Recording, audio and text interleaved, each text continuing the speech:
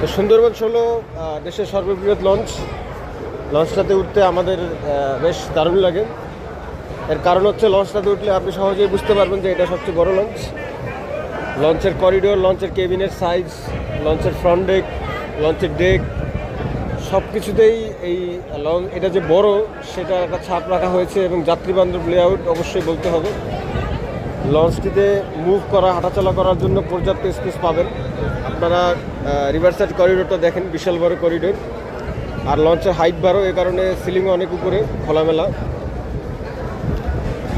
আর প্রথম তলা থেকে একবারে চারতলা যাওয়ার জন্য একটি সিঁড়ি রয়েছে এবং ডেকের যাওয়ার জন্য একটি সিঁড়ি রয়েছে এবং মাঝামাঝি জায়গাতেও আবার দ্বিতীয় তলা থেকে একেবারে চারতলা যাওয়ার পর্যন্ত সিঁড়ি রয়েছে।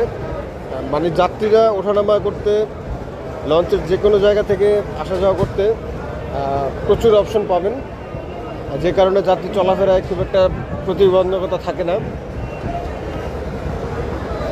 এই ব্যাপারগুলো কিন্তু একটা ভালো অপারেটরের একটা ভালো লঞ্চের গুণাবলী, যে তারা প্যাসেঞ্জার কমফোর্ট জোনটা তারা কতটুকু এনশিওর করতে পারছেন।